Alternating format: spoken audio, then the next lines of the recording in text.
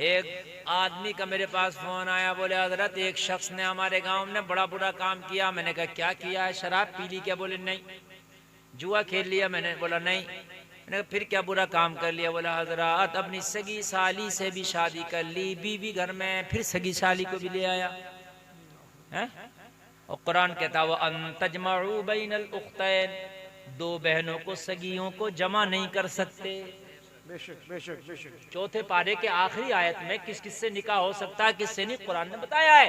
कुरान कहता दो बहनों को जमा नहीं कर सकते। ये भी बहुत फैशन चल रहा है, बीवी घर में साली से सेटिंग मार के ले आया। नहीं, हंसने की बात नहीं, रोने की है।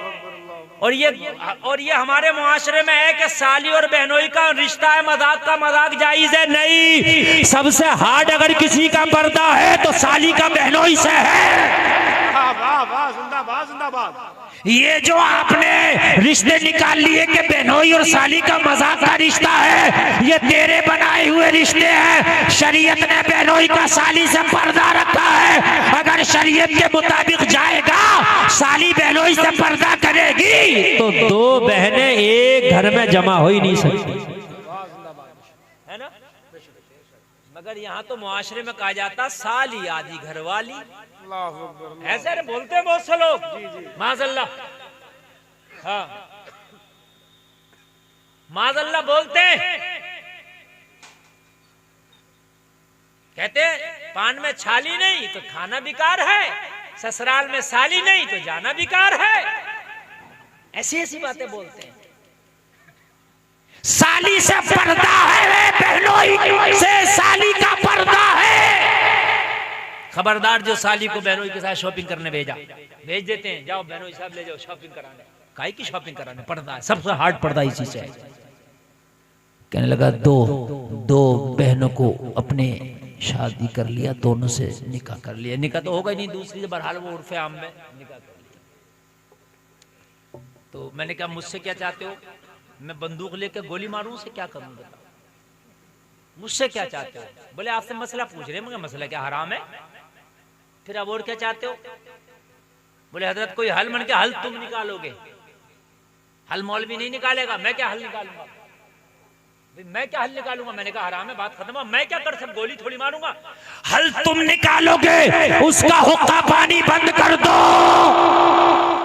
उसे अपने घरों में ना बुलाओ, उसके घरों में कोई ना जाओ, सोशल बाइकॉट कर दो। हो सकता है शर्म आए तो अपने गुनाह से तौबा कर ले, लेकिन तुम सोशल बाइकॉट नहीं करोगे। भाई देख लो, ये बोलेरो कार, ये स्कॉर्पियो कार है, तुम मेरी तरफ देख लो यार। महिंद्रा वालों ने बनाई है, सेकंड मॉडल है, पुराना वाला, व्हाइट कलर है। और बताइए क्या देख रहे हैं इसमें? खुदा की कसम इतने दिल से तकरीर कर रहा हूं, जिगर गुर्दा पेश कर रहा हूं, फिर भी तुम्हें मजा नहीं आ रहा है। हाँ, ऐसे माहौल में तकरीर करना कि मिंबर बिल्कुल खाली कर दिया गया हो। समझ रहे हैं आप? ये सब भाग गए हो, रात के 1 से ऊपर बज गया हो, धुआं आके मुझे फंदा लगवाने वाला हो। हाँ, फंदा लगने वाला है, ऐसा धुआं आ रहा भाई। और फिर भी मैं जिगर गुर्दा पेश करके बोल रहा हूं। और फिर आप इधर उधर देखें तो मैं किधर देखूं? बिल्कुल मेरी तरफ देखें। तवज्जो है? मैंने कहा तुम इसका सोशल बाइकॉट करो। अगर पूरा गांव बाइकॉट करेगा तो या तो ये गांव छोड़ेगा या बहन छोड़ेगा। एक बहन छोड़ेगा। भाई बात हकीकत है क्या नहीं है? सबसे बेहतर है बुलाओ मत। अगर आ जाए तो कहना खबरदार हमारे घर से जा, तू जिंदा हराम काम कर रहा हो, हमारे घर आ रहा। अगर सूदी है, तुम्हें खूब पता गांव में कौन सूद खा रहा, तुम्हें खूब पता कौन शराबे पी रहा, गांव में सब पता है। उस शराबी का बॉयकॉट करो, उसे अपनी शादियों में ना बुलाओ, उसके घर का ना खाओ, उसे सलाम ना करो। वो सलाम करे तो जवाब ना दो। अपनी मस्जिदों में ना आने दो उसे। मर जाए तो अपने कब्रिस्तान में ना दफन होने दो।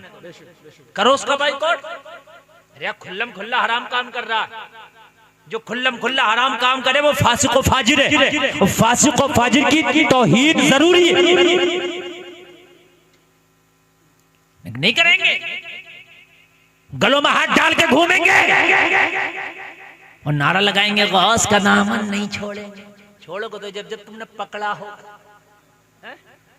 पकड़ा तुमने गौस का दामन नहीं पकड़ा। अगर गौस का दामन पकड़ते तो तुम्हारे घर में हराम ना आता।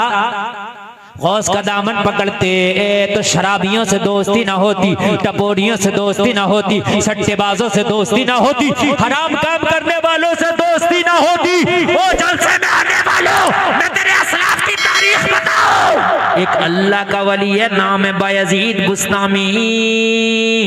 एक मुरीद ने आके बताया, हुजूर आपकी इस बस्ती में, इस शहर में एक फाहिशा ने डेरा डाल लिया है। जब शाम होती है तो उसका बाजार लगता है, नौजवानों को पैसे लेकर के अपना जिस्म बेचती है, वो जिस्म फरोशी का धंधा करती है। बायजीद बुस्तामी के कान में जब ये खबर आई तो चीख निकल गई, रोने लगे। मुरीद कहने लगा, हुजूर आप क्यों रोते हैं? कहा मैदाने महशर में मेरे रब ने मुझसे पूछ लिया, तेरी बस्ती में एक फाहिशा नौजवानों के ईमान पे डाका डाल रही थी। बायजीद बुस्तामी तू क्या कर रहा था? तो मैं जवाब क्या दूंगा? इसलिए मैं रो रहा हूं। लोगों, अगर बस्ती में हराम काम हो रहा तो सिर्फ मौलवी की जिम्मेदारी नहीं है। मौलवी की जिम्मेदारी मौलवी के हिसाब से उसकी है, वो उसकी मुखालफत करे, लेकिन तुम्हारी जिम्मेदारी है कि उसको रोको। एक बस्ती के बारे में अल्लाह ने हुक्म दिया है, फरिश्ते इसका तख्ता उलट कर दे।